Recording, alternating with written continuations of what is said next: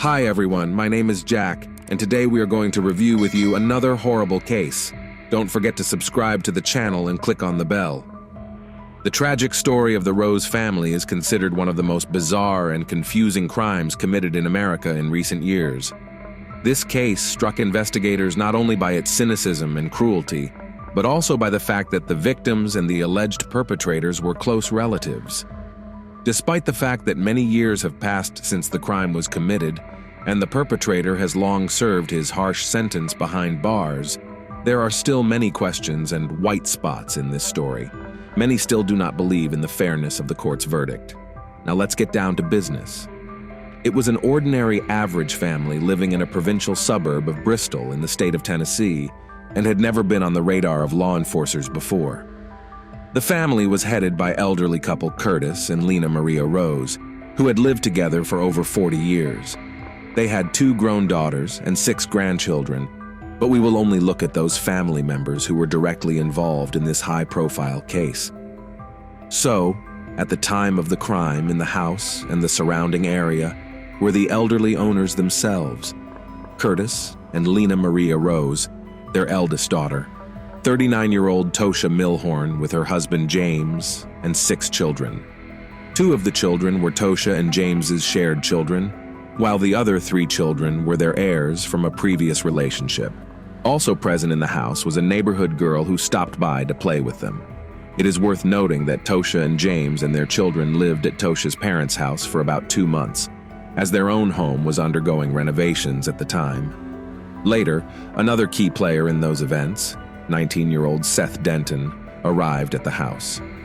He was Toshi's eldest son, but his relationship with his mother and stepfather was strained, to put it mildly, and they avoided communicating with each other in every possible way, and their last meeting ended in tragedy. According to neighbors, the Rose couple was quite happy and prosperous. Their daughter Tosha was also happily married to James, who worked as an auto mechanic and was fond of restoring vintage cars.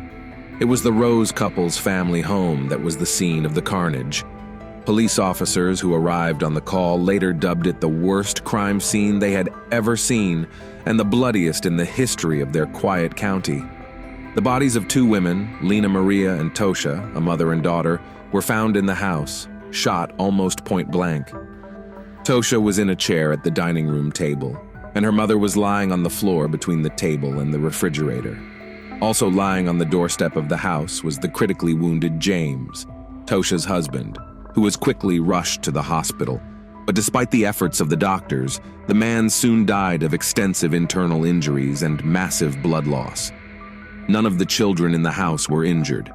It is likely that they were not targeted by the shooter, or were simply not in his field of vision at the time of the massacre of the adults. Almost immediately after the crime, the police received 2 phone calls, one after the other.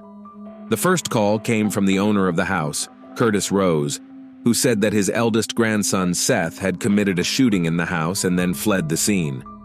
But soon there was a call from Seth himself, who told a different version of what happened and blamed everything on his grandfather Curtis. In addition, it turned out that Seth was wounded in the arm and shot him Curtis. However, he did not deny it, saying that he was trying to detain his grandson and not let him escape from the scene of the massacre. The alleged killer, Seth Denton, was arrested in the hospital, where he sought medical help in connection with the wound. Then the investigation was to restore the chain of tragic events and find out what really happened in the house of the Rose family. Surprisingly, but for the basis of the investigation was taken only one version, and the second version was taken seriously only a few years later. On August 29, 2015, around 6 o'clock in the evening, residents of houses located near the scene of the crime heard a series of gunshots.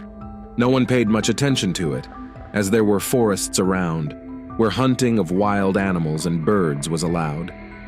Later, one of the neighbors noted that he was a little alarmed by the number of shots, and then the silence, but he did not consider it a good reason to call the police.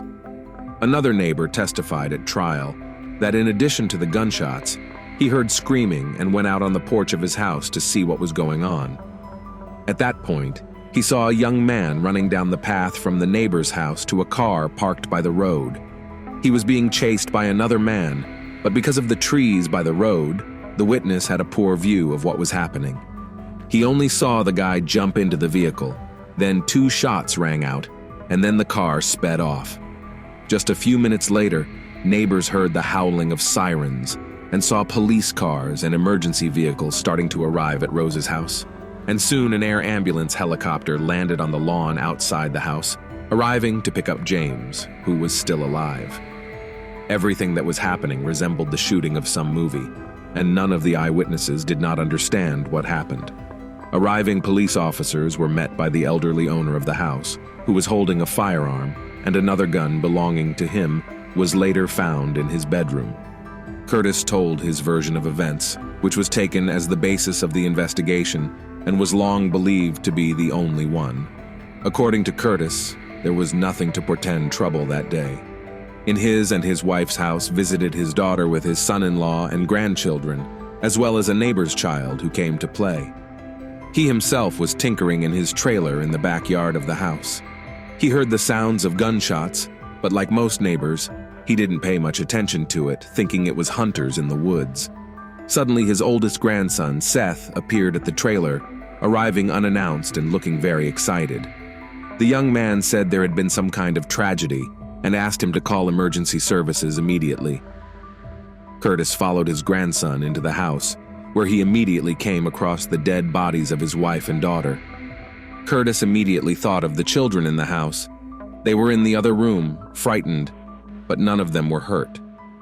He took them to the back of the house and locked them up so they wouldn't see the horror that was going on in the house. While Curtis was calling emergency services, he saw his grandson hurriedly leaving the house and running toward the road. The homeowner drew his gun and began to chase Seth, believing that he was the killer. As Seth jumped into the car, Grandpa fired 2 shots. One bullet shattered the rear window without hitting the driver, and the second bullet hit Seth in the left shoulder. Despite the injury, he managed to get away, but after reaching the nearest house, Seth stopped to call the police and report what had happened. The local sheriff, who was investigating, was puzzled. The picture of the crime looked so strange and illogical that similar cases simply did not exist in his memory. In a breaking news report, he said that the investigators had a difficult job ahead of them to reconstruct the whole picture of the crime. After the arrest of Seth Denton, it was necessary to establish the motive why the young man had treated his family members so cruelly, and most surprisingly, such a motive was quickly found. Seth was the eldest child of his mother Toshi, whom she had given birth to in her early youth. Her relationship with the boy's father did not work out, and her son's upbringing was mostly handled by his grandparents, while the young woman settled her personal life. Also, according to some reports, Tosha suffered from bipolar affective disorder and periodically went to the clinic. Most likely, her son could also inherit this disease. Since childhood, the boy had a strong resentment towards his mother, whom he hardly ever saw. With age, this feeling turned into hatred, about which Seth often told friends and relatives. After graduating from school, the guy decided to go to serve in the army, and a year later, returning home, he again settled at his grandparents'. However, soon the young man decided that he wanted to start an independent life and moved to the city, where he rented a small apartment with his friend. He got a job at one of the local fast food restaurants, but shortly before the tragedy, the guy was fired. Family and friends spoke positively about Seth, noting that he never had any violent tendencies, did not run with bad companies, and never broke the law. But despite the positive characteristics, detectives considered that the main motive of the crime was Seth's unpleasant feelings towards his mother and her current spouse. According to the investigation, the events of that day developed as follows. Around 5 p.m., Seth drove his car to the house of his grandparents. He was wearing a camouflage jacket, and in the car lay a semi-automatic rifle. He left the car by the roadside, and with the weapon in hand, he went to the house, entering through the back door. Seth then fired several shots, killing his mother, grandmother, and severely wounding his stepfather. Before leaving the jacket and rifle by the back door, and going to his grandfather's house and asking him to call the police. The order in which the shots were fired was never determined because Seth completely denied his guilt. In addition, it was unclear why he asked his grandfather to call the police rather than fleeing immediately from the scene of the crime. It is assumed that his main target were his mother and stepfather, and the guy killed his grandmother as an unnecessary witness. As the main evidence proving Seth's guilt, the case included his jacket and rifle, found on the threshold at the back door of the house, traces of blood on his shoes, as well as bullets found in his car. Remarkably, about 100 rounds of ammunition in total were found, but no one questioned why he needed so many if he only planned to kill 2 people. Another oddity was the timing. According to the grandfather, after he and his grandson entered the house, where the terrible picture opened before his eyes, Seth hurriedly left the scene. Curtis himself found and took the children to safety, called the police, pulled out the gun he kept, and after all this, managed to catch up with his grandson and shot him twice. It was not until 2016 that the young man presented his version of what happened in court, which no one had previously considered for some reason. According to Seth, he has always been very close to his grandparents who raised him, but meetings with his mother he avoided by all means. As a teenager, he often went to shooting ranges with his grandfather, and it was his grandfather who encouraged him to join the army. On that fateful day, Seth called his maternal aunt Amanda, his mother's younger sister, and said he was going to visit his grandparents, but didn't want to meet his mother there. The woman did not know that Tosha and her husband were visiting her parents, so she assured Seth that he could go without fear of crossing paths with his mother and stepfather. Amanda confirmed that information in court, noting that her nephew couldn't have known that Tosha and James were at Rose's house. Seth had hoped that he and his grandfather would go to the shooting range, and that was the reason he had brought a rifle with so many rounds of ammunition. He drove up to the house, got the gun, and went straight to the trailer where Grandpa usually worked. There, his grandson showed him his rifle, and they had a little discussion about it. Curtis then headed for the house without letting go of the rifle, and his grandson followed him. Seth knew that his grandfather had a gun and expected him to follow him, and afterward, they would shoot targets together.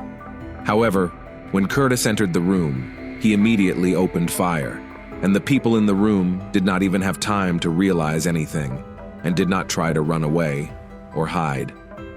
According to Seth's lawyers, Curtis may have had a temporary insanity, during which he killed members of his family.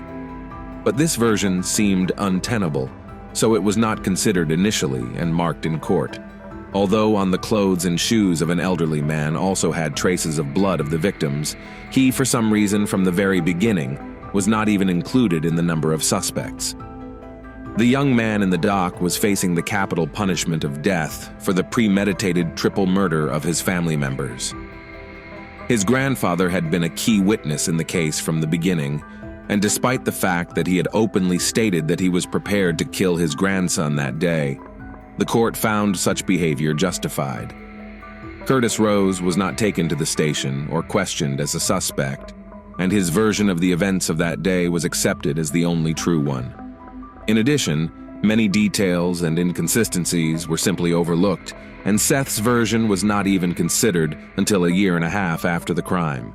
Most of the physical evidence did confirm Curtis's words, but what was out of the picture was somehow ignored by the investigation.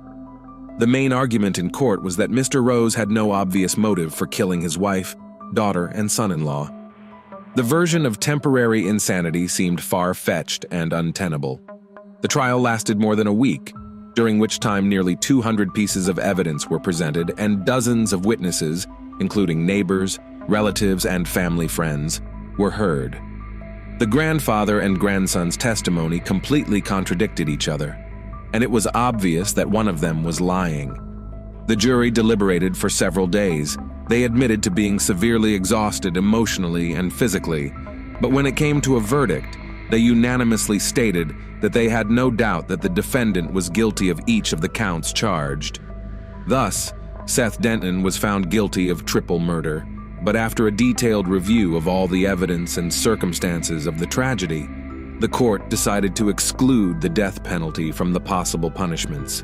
changing the sentence to life imprisonment without the right to parole, at least the next 50 years. The convict himself never admitted his guilt. He is currently serving his sentence in a Tennessee prison.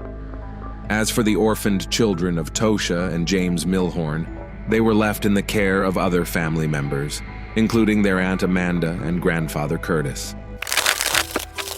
Thanks for watching, guys. That was Jack. Subscribe to the channel. There are many shocking stories ahead. See you soon.